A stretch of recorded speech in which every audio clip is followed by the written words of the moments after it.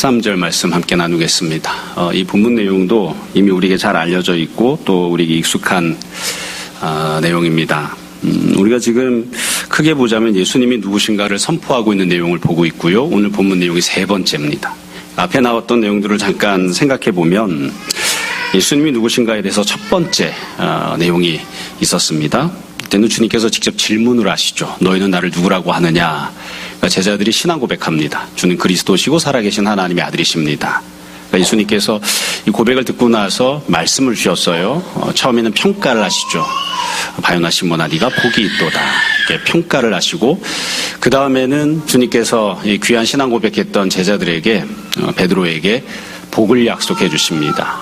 첫 번째 복은 주님의 교회를 세워주시겠다 하는 것이었고 두 번째 복은 천국 열쇠를 주시겠다 말씀하는 거였어요. 그리고 나서 아직 사람들에게 말하지 말라고 경고하시죠. 이게 첫 번째 예수님이 누구신지에 대한 선포 내용이었습니다. 두 번째로 예수님이 누구신가 이 내용은 지난주에 보았던 내용이에요. 이 두 번째 내용도 마찬가지로 앞에 사건이 나오고 주님의 말씀이 주어지는데 이번엔 예수님이 직접 선포하시죠. 주님께서 앞으로 십자가 고난당하시고 영광스럽게 부활하실 것이다 이렇게 말씀을 하십니다. 그러니까 주님이 어떤 분이신지를 직접 선포하신 거예요. 그러니까 이번에도 마찬가지로 베드로가 반응을 하죠. 근데 불행하게도 이번에는 베드로가 주님 그렇게 하시면 안 됩니다 하고 주님의 말씀을 가로막습니다. 그러니까 이와 관련해서 이제 예수님 말씀을 주시는데 처음과 똑같습니다. 처음에는 평가를 하세요. 사탄아 그렇게 부르시죠. 이게 마귀가 주는 그런 생각이라고 평가하신 거예요. 그 이후에 주님께서 베드로를 향해서 제자들을 향해서 믿음 가질 것을 권면하고 명령하십니다. 몇 가지 말씀하셨는데 첫 번째로 말씀하실 때는 나를 따르라. 자기를 부인하고 자기 십자가를 감당하는 모습으로 두 번째로는 나를 위하는 자가 되라. 설령 자기 목숨을 잃는다 하더라도 이렇게 말씀하셨습니다. 오늘 우리가 읽은 이 본문 내용은 세 번째로 예수님이 어떤 분이신지를 선포하는 내용입니다. 흔히 변화산 사건이라고 말하는 본문이고요. 마찬가지로 앞에는 사건이 나오고요. 장면이 나오고 뒷부분에는 이와 관련해서 주님이 주시는 말씀이 나옵니다. 오늘 본문을 우리가 잘 알고 있는 내용이지만 천천히 조금씩 읽고 설명하고 해석하고 사실 내용이 어렵지 않기 때문에 우리가 조금씩만 생각해가면서 읽으면 메시지가 무엇인지를 잘 알 수 있습니다. 조금씩 천천히 함께 나누려고 합니다. 크게 보자면 앞에 나오는 사건을 좀 더 상세하게 보고 뒤에 나오는 예수님 말씀은 조금 골겨울 중심으로 주제를 중심으로 살펴보려고 합니다.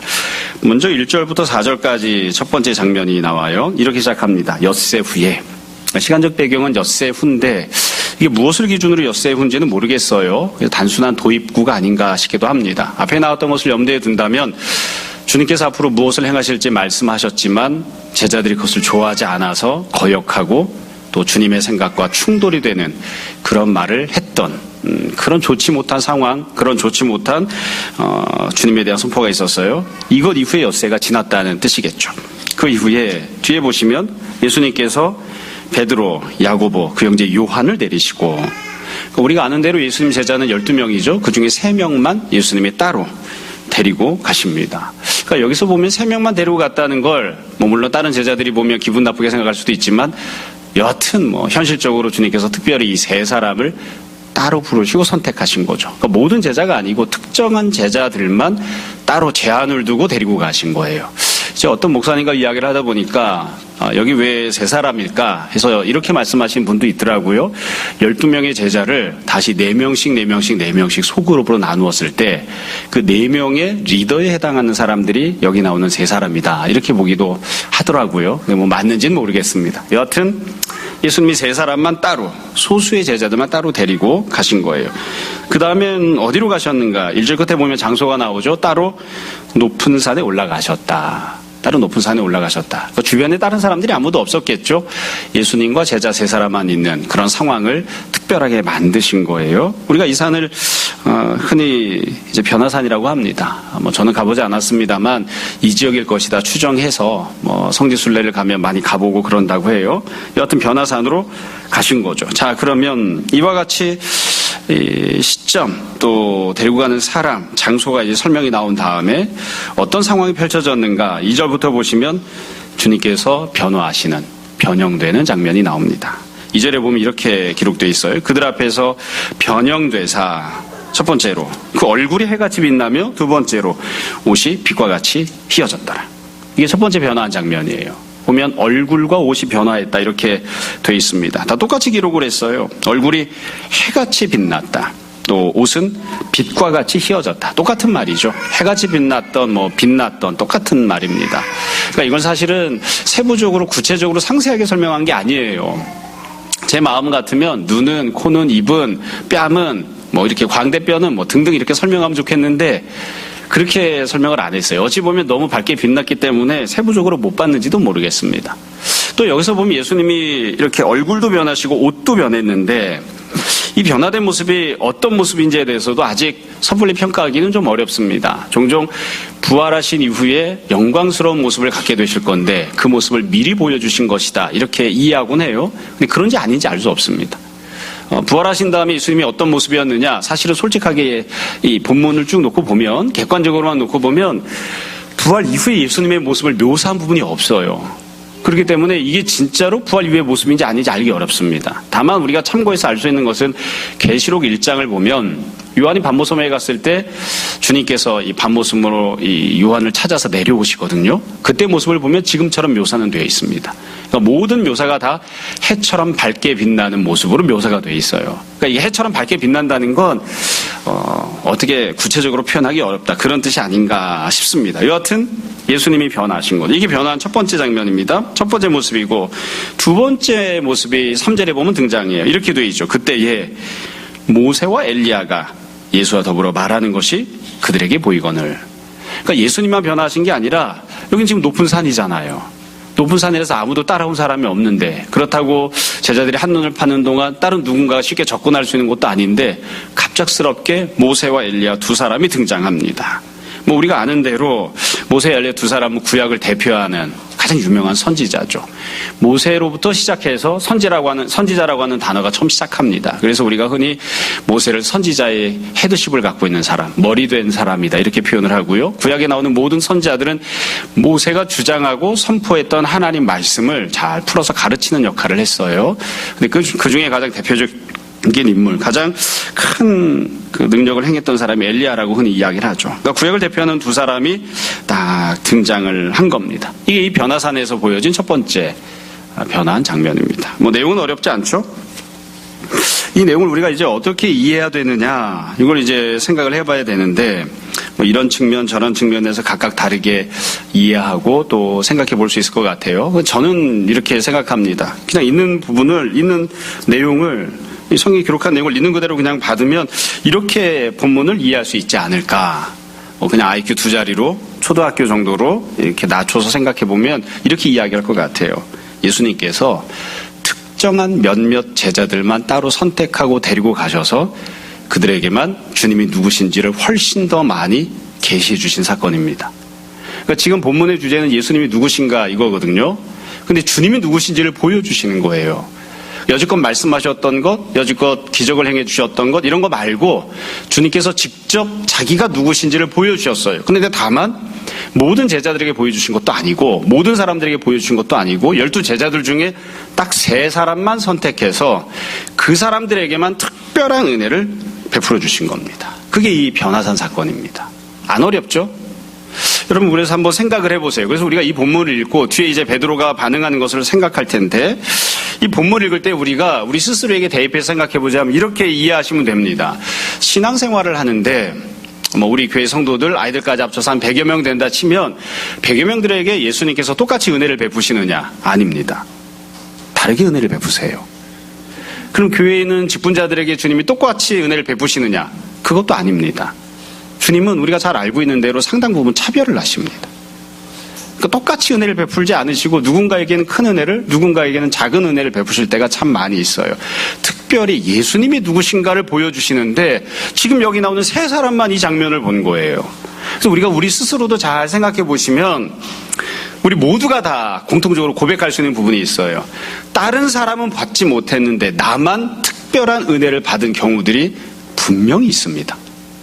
예수님이 어떤 분이신지를 깨닫고 경험하고 알게 되는 모든 과정에서 다른 사람은 받지 못했는데 나는 은혜를 받은, 주님께서 나만 특별히 사랑하셔서 나에게만 특별히 그 은혜를 베풀어 주신, 주님이 누구신지를 알려주시면서 나에게만 특별한 계시를 주신 경우들이 우리 모두에게 각각 다 있습니다.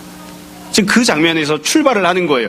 물론 우리가 다 부활하신 예수님, 지금 하나님 보좌 우편에 앉아 계신 예수님을 직접 만나지는 못합니다. 그러나 다른 사람 대학 떨어졌는데 나는 대학을 붙여주셨거나, 다른 사람은 연약함 가운데 있는데 나는 강건함을 주셨거나, 다른 사람은 계속 연약한데 나에게는 구체적인 치유를 주셨거나, 아니면 다른 어떤 양상이 되었든지 간에 다른 사람은 받지 못한 은혜를 나만 갖게 하시는 그런 경우들이 있습니다. 다른 사람에겐 그 재능이 없는데 나는 그 재능이 있는, 다른 사람은 그렇지 못한데 나는 형통하거나, 나는 평안하거나, 나는 물질이 있거나, 이런 각각 다 종류는 다르겠지만 정도는 다르겠지만 주님께서 특별히 몇몇 사람들에게만 선택적인 은혜를 베풀어 주신 거예요. 예수님이 누구신지를 보여주시기 위해서, 알려주시기 위해서 그런 은혜를 베풀어 주신 겁니다. 이게 이제 변화산에서 벌어진 사건이에요. 불행하지만 나중에는 다 똑같이 경험하겠죠. 불행하지만 예수님께서 선택하셨던 12 제자들 중에 9명은 이 변화 사건을 경험하지 못합니다. 예수님이 누구신지를 더 깊이 알 수 있는 기회를 제공받지 못해요. 그런데 여기 나오는 3사람만 그 은혜를 받은 거예요. 자, 그러면 이와 같이 주님이 누구신지를 특별히 따로 더 계시해 주셨을 때에 제자들은 어떻게 반응을 했는가? 우리가 잘 아는 베드로의 반응이 그 뒤에 4절에 나옵니다. 베드로가 이렇게 이야기해요. 베드로가 예수께 여쭈어 이르되 주여 우리가 여기 있는 것이 좋사오니 만일 주께서 원하시면 내가 여기서 초막 셋을 짓되 하나는 주님을 위하여, 하나는 모세를 위하여, 하나는 엘리야를 위하여 하리이다.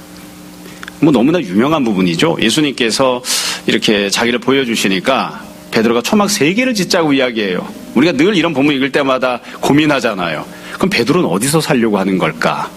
예수님, 모세, 엘리야 3사람한테 초막 하나씩 지어주면 기왕에 초막 짓겠다고 했을 때 초막 4을 짓겠습니다. 이렇게 왜 안 했을까? 역시 베드로는 멍청해.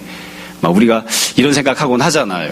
자, 베드로가 했던 반응을 우리가 잘 평가하고 해석을 해야 되는데 한 글자 한 글자 베드로의 이야기를 좀 뜯어봅시다. 그리고 나서 종합적으로 평가를 해볼까 싶어요. 항상 이런 이야기를 할 때마다 베드로에게 좀 미안합니다. 베드로도 워낙 정신이 없었을 텐데 그냥 생각나는 대로 막 이렇게 이야기했을 텐데 이거를 우리가 세밀하게 한 글자 한 글자 뜯어보고 평가하려고 하면 조금 미안한 마음이 있지만 한번 볼게요. 일단 4절에 보면 우리가 제일 처음에 중요하게 생각하는 거 이거죠. 베드로가 예수님께 여쭈어 말을 합니다. 예수님 말씀 시작하신 게 아니에요. 누가 먼저 이야기를 했을까요? 베드로가 먼저 말을 합니다. 우리가 복음서 읽으면서 항상 배우는 게 있죠. 주님이 말씀하시면 틀린 적이 없지만 제자들이 먼저 무언가 말을 꺼내기 시작하면 항상 이상합니다. 옆길로 나가고 믿음이 아니고 잘못된 말을 할 때가 참 많아요. 지금도 베드로가 먼저 이야기를 하는 거예요. 베드로가 먼저. 아니랬으면 좋겠는데. 그리고 나서 베드로가 뭐라고 이야기하는가? 이렇게 이야기하죠. 주여, 우리가 여기 있는 것이 좋습니다. 우리가 여기 있는 것이 좋습니다. 이렇게 이야기했는데 이것도 잘 생각해 보세요. 이거 지금 누가 판단하고 평가하고 있는 건가요? 예수님 말씀이 아닙니다. 베드로의 이야기예요. 여기 있는 것이 좋다고 말하는 건 예수님 뜻이 아니에요. 예수님의 평가가 아니에요. 누가 판단하고 평가한 건가요? 베드로가 판단하고 평가한 거죠. 여기 있는 게 좋겠다고 자기 생각을 예수님께 지금 말씀드리고 있는 거예요. 그래서 조금 더 엄밀하게 이야기하면 베드로는 여기 있는 게 좋다고 이야기했잖아요. 어떤 점에서 좋을까요? 누구에게 좋을까요? 여기 있는 게 좋다는 건 우리가 다 알고 있는 거예요. 베드로에게 좋은 겁니다. 여기 있는 게 과연 예수님께 좋을까요? 여기 있는 게 예수님에게 어떤 유익이 있습니까? 여기 있는 건 베드로 자신이 원하는 것이고 베드로 자신에게 유익한 일이라고 지금 말하는 거예요. 그러면서 베드로가 은근슬쩍 여기 있는 게 나한테 좋은 것이니까, 내가 원하는 것이니까 당신에게도 좋은 겁니다. 여기 있는 일이 좋은 겁니다. 라고 스스로 선과 악을 분별하고 판단하고 있죠. 평가하고 있다고요. 이렇게 하면 안 돼요. 주님께서 무엇이 좋다라고 말씀을 하셔야 되는데 그게 아니라 베드로가 여기 있는 게 좋다고 이야기해요. 다시 말씀드립니다. 여기 있는 것이 주님께는 어떤 점에서 좋을까요? 앞부분에서 예수님께서 내가 십자가를 지겠다, 부활하겠다 말씀하시잖아요. 그럼 여기 초막 셋을 짓고 있는 게 주님의 십자가 고난이나 영광스러운 부활에 유익한 점이 있나요? 도움이 되는 점이 있나요? 눈꼽만큼도 없습니다. 단 한 가지도 없어요. 우리가 다 알고 인정하는 바입니다. 이건 베드로에게 좋은 거예요. 그래서 베드로가 차마 그렇게 말은 못했지만 여기 있는 게 저에게 좋습니다. 여기 있는 게 내가 원하는 바입니다. 그러니까 초막을 짓고 여기 있읍시다. 이렇게 예수님께 말을 하고 있는 거죠. 그러면서 아마 베드로도 조금 미안했던 것 같아요. 그러니까 이렇게 이야기합니다. 주여 우리가 여기 있는 것이 좋사오니 그 다음에 뭐라고 하죠? 만일 주님이 원하시면. 우리가 이런 걸 이제 립 서비스라고 합니다. 말은 제가 원하는 대로 합시다 이렇게 못하니까 만약 주님이 원하시면 하고 예수님을 끌어들였어요. 제가 단도직입적으로 말씀드려요. 예수님은 여기 있는 걸 원하지 않으십니다. 우리가 잘 알고 있잖아요. 예수님 여기서 하룻밤도 안 주무세요. 조금 있으면 모세도 없어지고 엘리야도 없어지고 초막을 지을 필요도 없어요. 근데 베드로는 이야기한다고요. 만일 주님이 원하시면 주님이 원하지 않으세요. 근데 자기가 원하는 것을 예수님께 이야기를 하면서 거기다 은근슬쩍 예수님을 끌어들이는 거죠. 주님도 원하지 않을까요? 내가 원하는 대로 되는 걸 주님도 원하시지 않나요? 그렇게 예수님을 은근슬쩍 끌어들이는 거예요. 참 여하튼 그렇습니다. 그래서 이 베드로가 보였던 반응을 우리가 좀 놓고 이야기하면 지금 말씀드린 그대로 이야기할 수 있어요. 이 베드로의 반응과 행동에 대해서 잘 평가를 해야 됩니다. 그래야 지금부터 나오는 내용들 그리고 예수님이 하셨던 말씀이 어떤 의미로 어떤 목적으로 하셨던 말씀인지 명확하게 잘 이해할 수 있거든요. 지금까지 말씀드렸던 걸 정리해보면 이렇게 이야기할 수 있어요. 베드로는 특별한 은혜를 지금 받고 있습니다. 예수님이 어떤 분이신지를 경험을 통해서 직접 목격하는 아주 귀한 은혜를 받고 있습니다. 다른 사람들은 받지 못한 큰 은혜를 받은 거예요. 그러나 베드로는 받았지만 자기가 받고 있던 은혜가 어떤 은혜인지를 전혀 깨닫지 못합니다. 잘 몰라요. 잘 모릅니다. 그리고 예수님께서 여지껏 말씀하셨던 것 전혀 생각하지 않습니다. 주님께서 정말 원하시는 건 십자가 고난과 영광스러운 부활인데 이미 주님이 말씀하셨는데 그런 것들에 대해서는 아무것도 생각하지 않아요. 자, 상식적으로 생각을 해볼게요. 이 본문 우리가 기록된 것만 놓고 읽으면 이렇게 쭉 읽어나가는데 상식적인 측면에서 일반적으로 일어나는 경험을 기준으로 한번 이야기를 해보자고요. 자, 우민아, 네가 알고 있는 옷 중에 제일 비싼 명품이 뭐니? 아디다스? 뭐가 있을까? 가정을 해보는 거예요. 제가 어느 날 우민을 데리고 등산을 갔다고 칩시다. 그런 일은 없겠지만 우민은 원할지도 모르지만 여튼 등산을 가는데 만났어요. 딱 만났는데 우민이가 저를 봤는데 평상시에 보던 목사님이 아니네. 우민이가 알고 있는 제일 비싼 명품 옷을 제가 딱 입은 거예요. 그리고 나왔어. 그리고 우민아, 네가 알고 있는 제일 비싼 외제차가 뭐니? 내가 그거를 탁 타고 나온 거예요. 그래서 우민이가 목사님을 만났는데 목사님이 세상에 한 번도 본 적이 없었던 제일 비싼 명품 옷을 걸치시고 한 번도 본 적이 없었던 제일 비싼 외제차를 탁 타고 목사님이 나오셨어. 그럼 우민이 너는 제일 처음에 뭐라고 반응을 하겠니? 뭐라고 반응하겠어? 미쳤나? 어디서 빌렸나? 아니면 그냥 뭐라고 할까? 목사님 아닌가? 우리 목사님 이상해졌는데? 사실 이게 상식적인 반응이에요. 상식적인 반응이잖아요. 예수님이 한 번도 본 적이 없는 모습을 바뀌었어요. 그러면 제일 처음에 어떤 반응이 나와야 정상이냐면 예수님에 대한 반응이 나와야 돼요. 근데 베드로는 예수님에 대해서 반응하지 않아요. 예수님이 이런 분이셨나요? 주님이 이런 분인지 제가 몰랐습니다. 주님께서 이렇게 영광스러운 분이신지 몰랐습니다. 이런 반응을 해야 되는데 그런 반응이 나오지 않아요. 조금 더 엄밀하게 이야기하면 이렇게 이야기해야 돼요. 주님, 당신은 정말 영광스러운 하나님의 아들이십니다. 내가 여지껏 하나님의 아들이라고 지난번에 고백했는데 내가 사실은 그 의미를 잘 모르고 고백했던 거네요. 주님이 이렇게 영광스러운 분인지 몰랐습니다. 그렇게 반응을 해야 되겠죠. 근데 그런 반응이 없어요. 예수님이 어떤 분이신지에 대해서는 아무 말도 하지 않아요. 그리고 나서는 무엇에 대해서만 지금 이야기하는 거죠? 내가 하고 싶은 것만 이야기한다고요. 내가 하고 싶은 것만. 무엇이 좋은지 나쁜지 스스로 판단하고. 조금 더 솔직하게 이야기를 할게요. 이미 예수님께서 영광스러운 모습으로 변화하셨잖아요. 그 예수님께 초막이 합당합니까? 그 예수님께 초막이 잘 어울리나요? 이미 영광스럽게 변하셨는데 초막은 누가 지을 수 있는 건가요? 베드로가 현재 자신이 할 수 있는 최대치를 예수님 앞에 고백한 것뿐이에요. 내가 지을 수 있는 건 초막이니까 예수님이 여기 계신 게 나한테 유익한 거니까 내가 원하는 대로 비록 누추해도 내가 지은 초막에 예수님이 있기를 원합니다. 지금 이렇게 이야기하고 있는 거죠. 사실은 현실적으로 이야기하면 상식적으로 이야기하면 이렇게 말해야 맞아요. 여지껏은 내가 예수님께 초막밖에 해드릴 게 없었는데 그래도 예수님도 누추한 모습이었으니까 내가 그냥 별 죄책감 없이 그냥 잘 데리고 다녔습니다. 주님을 잘 따라다녔습니다. 근데 지금 보니까 예수님은 그런 분이 아니시네요. 저는 감당하기 어려울 것 같습니다. 훨씬 더 훌륭한 사람, 훨씬 더 그럴듯하고 의리의리하게 주님을 섬길 수 있는 사람에게 주님 가셔야 될 것 같습니다. 난 더 이상 예수님에게 어울리는 사람이 아닙니다. 사실은 이렇게 말하는 게 상식이죠. 근데 베드로는 그렇게 이야기하지 않아요. 결국 결과적으로는 어떻게 된 것이냐면 베드로가 지금 초막 셋을 짓자고 이야기하는 건 베드로가 그런 의도를 갖고 말했던 것은 아니지만 예수님이 가시는 길을 가로막는 겁니다. 주님은 무엇을 원하시나요? 십자가 지러 가겠다고 말씀하십니다. 근데 베드로는 뭐라고 이야기해요? 함께 십자가 지러 갑시다. 그렇게 말하는 게 아니라 여기 있읍시다. 그렇게 이야기한다고요. 가지 맙시다. 여기서 삽시다. 그게 내가 원하는 것이고 내가 원하는 걸 주님께서 채워주시는 것도 주님이 기뻐하시는 일이 아닙니까?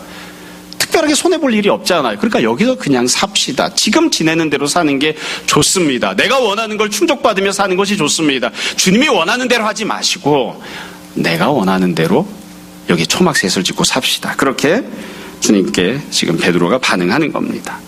이쯤 말씀드리면 다 아시겠지만 베드로는 지금 주님 앞에 믿음으로 고백하고 있는 게 아니에요. 불신앙으로 고백하는 겁니다. 물론 적극적으로 예수님을 가로막고 있는 것은 아닙니다. 자기가 지금 어떤 이야기를 하고 있는지도 잘 분간을 못해요. 내가 하고 있는 말이 신앙인지 불신앙이조차 똥인지 된장인지도 분간을 잘 못해요.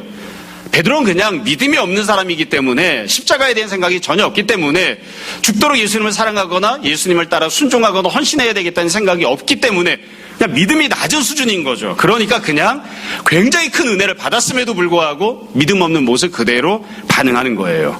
내가 원하는 대로 해주세요. 이러고 그냥 믿음 없는 모습으로 반응합니다. 이게 지금 변화산에서 보이는 모습이에요. 자, 그러면 이것으로 끝나느냐? 그렇지 않습니다. 변화산에 보면 두 번째 변화하는 장면이 또 나옵니다. 하나님께서 등장하시는 장면인데요. 그 내용이 5절과 6절입니다. 앞에 있던 장면들은 다 한 번만 사건이 있었어요. 근데 지금은 두 번째 사건이 있는 거예요. 자, 5절을 보시면 또 다른 변화가 이 변화산에서 벌어집니다. 5절. 말할 때에 잘 보세요. 장면이 변화가 있습니다. 호련히 빛난 구름이 그들을 덮었다. 여기 보면 구름이 등장하죠. 근데 이 구름을 뭐라고 표현했죠? 빛난 구름이라고 표현을 하고 있습니다. 이거 굉장히 좀 이상한 표현이에요. 빛난 구름. 여기서 말하는 빛난 구름이란 건 뭘 의식하고 이렇게 기록한 걸까요? 이렇게 표현한 걸까요? 예수님께서 변화하신 것과 비슷하다는 모습을 보여주기 위한 거예요. 예수님의 얼굴과 옷이 해처럼 밝게 빛나는 모습으로 바뀐 것처럼 지금 원래 있었던 구름이 아닌 새로운 빛난 구름이 등장을 했어요. 장면이 또 변화한 거예요. 근데 이번에는 장면만 변한 게 아닙니다. 구름 속에서 소리가 나서 이르되, 구름에서 소리가 납니다. 우리가 다 알고 있습니다. 하나님께서 말씀하시는 거죠. 소리에 있어서도 변화가 나타납니다. 그래서 이 두 번째 변화하는 장면은 이 변화산에서 벌어진 두 번째 변화라는 그런 의미도 있고 동시에 지금 앞서 벌어진 변화 장면, 예수님이 변화했던 그 장면을 설명하는 역할도 갖고 있습니다. 자, 그럼 하나님께서 무엇라고 선포하셨는가? 하나님께서 찾아오시고 무엇라고 선포하셨는가? 하나님이 두 가지 선포를 하셨어요. 첫 번째 선포는 이겁니다. 이렇게 말씀하십니다. 이는 내 사랑하는 아들이요 내 기뻐하는 자다. 그러니까 하나님이 첫 번째 선포하신 건 이거예요. 예수님이 누구신지를 선포하신 겁니다. 앞에서 예수님께서 왜 놀라운 영광의 모습으로 변하셨는가, 변하신 예수님을 직접 보여주시고 계시하셨는가, 그 목적이 무엇인지, 어떻게 제자들이 받아들여야 하는지를 하나님께서 친히 선포하셨어요. 영광스럽게 변한 예수 그리스도를 바라보고 이분이 바로 하나님의 사랑하는 아들, 하나님께서 기뻐하는 분이시라는 것을 깨달으라고 그렇게 해서 주님께서 계시를 주셨다고 설명하는 겁니다. 예수님이 어떤 분이신가? 예수님은 하나님의 아들이십니다. 하나님이 사랑하시는 분, 하나님이 기뻐하시는 분입니다. 그게 예수님이에요. 그러니까 간단해요. 제자들이 변화산에서 예수님을 본 다음에 뭐라고 고백해야 마땅합니까? 이렇게 고백해야 돼요. 당신은 하나님의 아들이십니다. 우리는 그 의미를 온전히 몰랐지만 당신은 지금도 살아서 역사하시는 하나님의 외아들이십니다. 당신이 바로 하나님이십니다. 이렇게 고백해야 돼요. 그걸 깨닫게 하시고자 변화산 사건이 있었던 거예요. 하나님께서 두 번째 구름 속에서 선포하신 말씀이 있습니다. 이렇게 말씀하셨어요. 너희는 그의 말을 들으라. 이거 제자들이 예수님께 어떻게 반응해야 하는지를 설명하고 명령하는 거예요. 잘 보세요. 누구의 말을 들으라고 말씀하셨죠? 그의 말을 들으라고 말씀하시고 명령하시잖아요. 하나님이 말씀하시면서 사실은 내가 선포하고 있는 것이니까, 이 선포를 하고 있는 내가 하나님이니까 너희는 나의 말을 들으라, 이렇게 말씀하셔야 될 것 같아요. 그렇게 안 하세요. 하나님께서 말씀하시면서도 하나님 말씀 들으라고 말씀하지 않습니다. 그의 말을 들으라, 예수님의 말씀을 들으라고 명령하세요. 그러니까 당연히 주님이 말씀하시기 전에 너희가 짓거렸던 것, 너희가 원했던 것, 너희가 말했던 것, 그런 거 이야기하지 말고, 네가 먼저 입 벌려서 이야기하지 말고 주님이 무슨 말씀하시는지를 듣고 그 말씀대로 순종하는 자가 되라, 이렇게 명령하시는 거죠. 구약 때부터 시작해서 오늘날까지 똑같습니다. 하나님이 임재하시면, 하나님의 영광이 나타나면 우리가 다 똑같은 태도를 취해야 돼요. 구약에는 모든 선지자들이, 그리고 신앙인들이 하나님을 만나면 똑같이 이야기하잖아요. 저는 죄인입니다. 말씀하십시오. 제가 듣겠습니다. 제가 순종하겠습니다. 그게 성도가 하나님 앞에 마땅히 보여야 하는 태도예요. 이렇게 놓고 보면 제자들이 지금 앞에서 얼마나 잘못 반응했는지를 알 수 있어요. 제자가 베드로가 뭐라고 이야기해야 온전하게 반응한 걸까요? 예수님이 영광 가운데 변하셨잖아요. 베드로가 어떻게 반응해야 됩니까? 이렇게 반응해야 돼요. 주님, 당신은 살아계신 하나님의 아들이십니다. 말씀하십시오. 제가 순종하겠습니다. 주님의 뜻을 알려주시면 제가 그대로 따라가겠습니다. 이게 온전한 반응인 거예요. 근데 그렇게 안 하죠. 그렇게 안 하니까 하나님이 말씀하시잖아요. 정신 똑바로 차려라. 너희가 지금 어떤 은혜를 받고 있는지, 어떤 계시를 받고 있는지 잘 생각해봐라. 너희에게 왜 영광스러운 예수님의 모습을 보여주었는지를 잘 깨달아라. 너희가 보고 있는 예수님은 하나님의 아들이고 그분이 말씀하시는 대로 너희가 순종하고 따라가야 된다. 그의 말을 들으라. 이게 지금 하나님께서 말씀하시는 내용이에요. 우리가 다 알고 있잖아요. 그의 말이란 무엇입니까? 지금 이 변화산에는 예수님이 하시는 말씀이 안 나와요. 근데 바로 직전에 예수님께서 십자가 고난과 부활에 대해서 말씀하셨습니다. 조금 있으면 내려가시면서 또 한 번 십자가 고난과 부활에 대해서 말씀하십니다. 너희가 한 번도 생각한 적이 없고 경험한 적이 없고 너희가 원하지 않는 것이라 하더라도 주님이 말씀하시면 그 말씀하신 대로 따라가라. 순종하는 자가 되라. 이게 하나님께서 말씀하신 내용입니다. 자, 여기까지가 사건입니다. 참 묘하게도요, 개인적으로는 좀 마음에 안 드는 부분이기는 한데, 하나님께서 이렇게 말씀하셨을 때 6절에 보면 제자들의 반응이 나오죠. 제자들이 듣고 엎드려 심히 두려워했다. 비교가 됩니다. 예수님이 영광 가운데 변하셨을 때 보였던 반응과 하나님이 말씀하셨을 때 반응을 보면, 6절을 보면, 베드로의 반응들을 보면 서로 대비가 됩니다. 언제도 훨씬 더 격하게 반응을 하나요? 하나님의 말씀이 주어졌을 때에 베드로가 땅바닥에 꼬꾸러져서 엎드려 버린 거죠. 그리고 벌벌벌 떨었습니다. 그러니까 이게 지금도 훨씬 더 격렬하게 반응하는 거예요. 이게 오늘날 우리 입장에서 놓고 보면 쉽게 좀 와닿지 않는 부분일 수도 있습니다. 눈으로 본 것에 대해서는 그렇게 크게 반응하지 않고 하나님께서 말씀 주신 것에 대해서는 굉장히 격하게 크게 반응을 하고 있으니까요. 그러니까 이게 참 어쩔 수 없는 현실이어서 예수님이 분명 하나님이심에도 불구하고 12제자가 믿음으로 주님 앞에 온전하게 격하게 반응하지 않는 때가 참 많죠. 큰 은혜를 받았음에도 불구하고.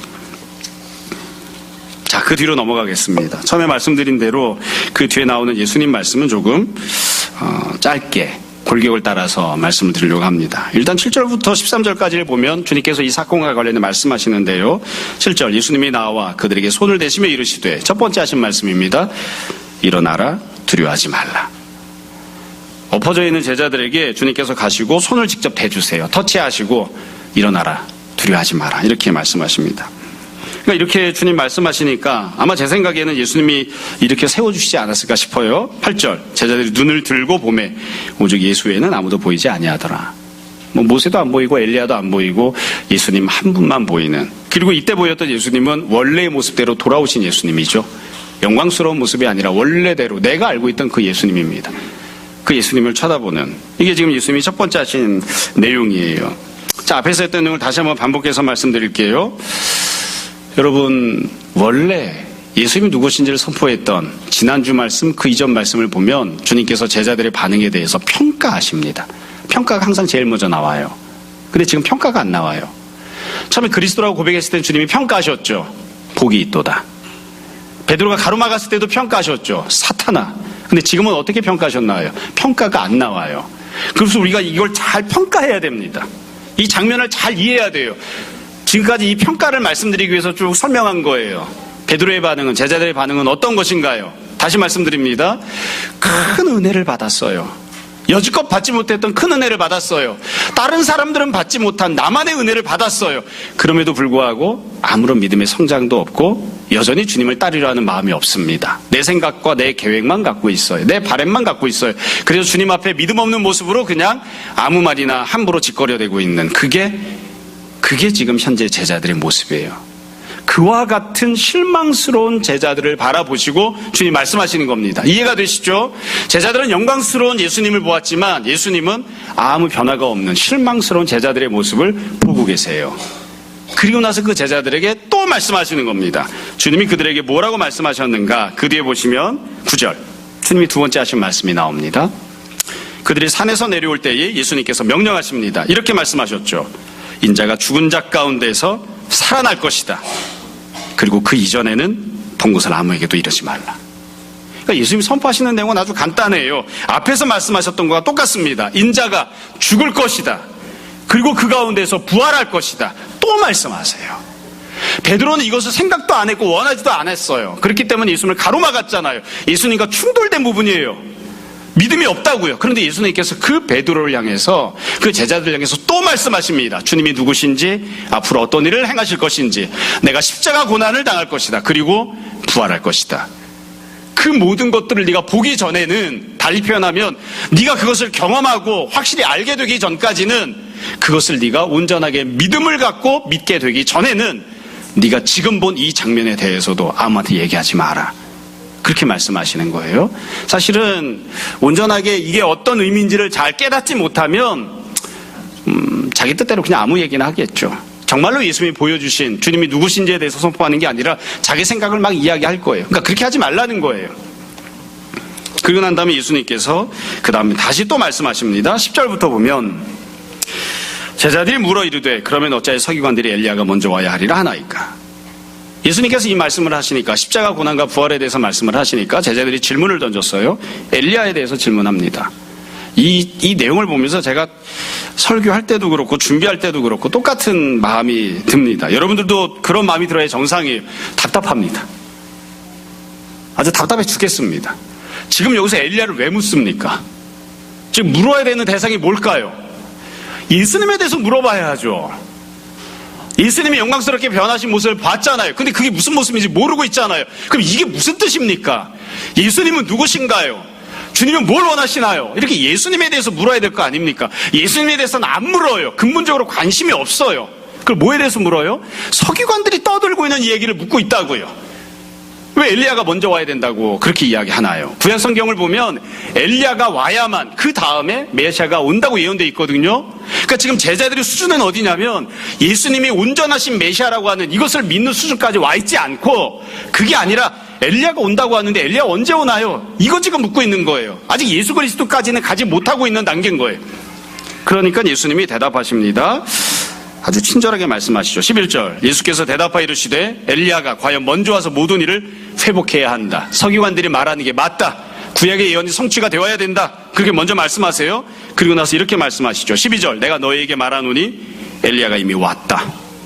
그러나 사람들이 알지 못했다. 그래서 임의로 자기들 멋대로 대우했다. 이렇게 예수님이 말씀하세요. 여러분, 이 내용은 사실 지금 벌어진 변화산 사건과 똑같습니다. 엘리야가 왔나요? 안 왔나요? 왔습니다. 하나님의 말씀이 성취가 됐나요? 안 되었나요? 되었습니다. 그 모든 특별한 은혜를 예수님 당시 유대인들이 다 받아 누렸어요. 다른 시대 사람들은 못 누렸어요. 우리도 못 누리고 있잖아요. 세례요한 보는 사람 없잖아요. 예수님 당시의 사람들만 세례요한을 직접 목격했다고요. 이사야도 못 봤습니다. 예레미야도 못 봤습니다. 그런데 예수님 당시 사람들만 세례요한을 직접 목격했어요. 특별한 은혜를 받은 거예요. 예수님에 대해서 이와 같이 우리도 믿음으로 받고 고백해야 됩니다. 두 번째로 제자들이 어떤 모습이었는지를 잘 생각해 봤으면 좋겠습니다. 오늘 오후에 조금 더 이 부분에 대해서 말씀을 나누겠습니다만 제자들이 보였던 모습을 잘 생각해 보세요. 우리가 지난주에 나눴던 말씀을 생각해 봅시다. 예수님께서 십자가 지시겠다고 하니까 베드로가 어떻게 하죠? 난 싫습니다. 그렇게 이야기하잖아요. 예수님의 생각, 예수님의 계획과 제자의 생각이 충돌합니다. 부딪히잖아요. 난 그거 싫습니다. 난 그거 생각도 해본 적이 없습니다. 나 못합니다. 그렇게 이야기하잖아요. 사실 구체적으로 예수님이 이렇게 말씀하시는 때가 별로 없어요. 내가 아픈데 병 고쳐달라고 주님 앞에 찾아 나오면 예수님과 생각이 충돌이 안 돼요. 주님도 고쳐주시겠다고 하고 나도 고침받는 게 좋아요. 그런데 예수님께서 무언가 구체적으로 말씀하셨어요. 삶의 중요한 진로를 결정하는 상황에서, 방향을 정하는 그 중요한 상황에서 주님이 내가 원하는 건 이거야 라고 구체적으로 알려주셨어요. 근데 제자였던 베드로가 난 싫습니다. 난 그거 생각해 본 적 없어요. 그건 주님한테도 유익하지 않고 나한테도 유익하지 않아요. 나한테 그 길을 가라고 하지 마세요. 그리고 충돌이 일어나죠. 충돌이 일어나요. 이게 참 고민스러운 부분이에요. 예수님이 하셨던 말씀을, 주님의 뜻을 저버리는 거예요. 가끔씩 제가 말씀드리곤 하는데 사실 사람이 살면서, 신앙생활하면서 예수님의 생각과 예수님의 계획과 내 생각이 충돌을 일으키는 때 사실 그렇게 많지 않습니다. 근데 그렇게 충돌이 일어나면, 우식으로 쉽게 이야기하면 무언가를 내가 선택할 때 내 신앙 양심에 꺼리낌이 있는 그런 상황이 생기면 그럼 주님의 말씀을 따라야 됩니다. 자기를 부인하고 자기 십자가를 감당하는 길을 선택해서 가야 됩니다. 신앙 양심이 꺼리낌이 생기고 예수님의 말씀과 내 생각이 충돌이 일어나고 그랬을 때도 주님의 말씀을 따르지 않으면 우리가 다 베드로처럼 될 겁니다. 자, 지금 세 번째로 제자들은 어떤 모습인가요? 지금 제자들은, 베드로는 자기가 믿음이 없다는 것도 모릅니다. 자기가 은혜를 받고 있다는 사실도 모릅니다. 그래서 큰 은혜를 받지만 그냥 자기 수준에 맞게 아무 말이나 짓거려대고 있는, 그게 지금 베드로가 보이고 있는 그런 모습입니다. 마지막으로 한 가지만 더 말씀드릴게요. 어찌 보면 현실적으로는 이 내용이 가장 중요한 메시지가 되지 않을까 싶기도 합니다. 베드로가 제자들이 이와 같이 믿음 없이 반응하고 있음에도 불구하고 그렇게 많은 은혜를 예수님이 쏟아부어 주시고 특별하게 선택하셔서 특별하게 대해주셨음에도 불구하고 제자들이 이와 같이 엉망진창이잖아요. 그런데 예수님은 그 제자들에게 다시 한 번 더 말씀하십니다. 지금 또다시 십자가를 말씀하시고 그들에게 또다시 기회를 주십니다. 주님의 뜻이 무엇인지를 알게 하시고 그대로 순종할 수 있게끔 또 말씀하시고 또 가르치시고 또 격려하십니다. 우리가 다음 주부터 뭘 볼 거냐면 예수님께서 이 제자들에게 또 기적을 행해 주시고요, 이 제자들에게 또 말씀을 가르치실 겁니다. 사실 우리가 인간적으로 생각하면 이렇게 비효율적이고 이렇게 비능률적인 일이 없습니다. 이렇게 많은 은혜를 쏟아부었는데도 고작 이와 같은 믿음밖에 보이지 못할까? 이와 같이 말도 안 되는 엉망진창인 결함투성인 이런 제자들에게 또 은혜를 베푸시고 기회를 줄 필요가 있을까? 차라리 지나가는 개를 붙잡아다가 가르치는 게 낫겠다 싶은 그런 생각이 들 상황이에요. 근데 주님이 그들을 포기하지 않습니다. 그리고 또 기회를 주시는 거예요. 우리가 소망을 갖고 있는 것은, 소망을 품는 것은 주님의 이와 같은 자비로움과 긍휼을 베푸시는 모습이 우리에게 소망이 되는 거죠. 우리가 은혜를 받은 족족이 믿음으로 반응해서 천만에요.